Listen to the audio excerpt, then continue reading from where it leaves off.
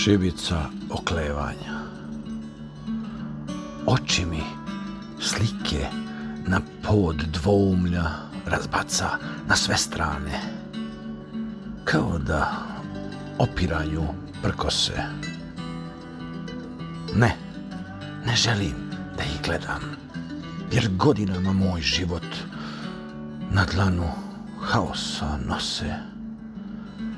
Da se vrate u moju glavu nikako neću, ne dam.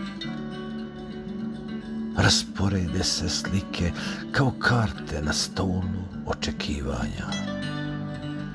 Zažmurim da mrak dovoljno taman bude. Kresnem šibicu o srce, kao da duhove dozivam. Pogledam opkoljen, plamen bacim, da ih u dim pretvorim. Plamen uspomene liže vrhom svojih sečiva. Slike titraju, lete, kao da me izazivaju. Šibica ne odustaje, do prstiju dogoreva. Kolo užarenih sećanja tiho pucketa. Svaku reč kao da mi peva.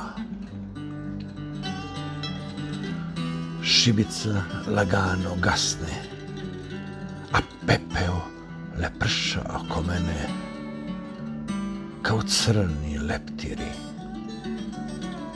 Uzdah zadrhti silom, mir ne umiri.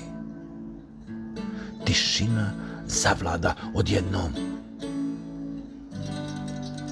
Izdahnu pali drvce u trenu. Obrisi dima što poleteše visoko oblikovaše samo jedan lik. Jasno videh samo tebe u odlasku, onako veličanstvenu.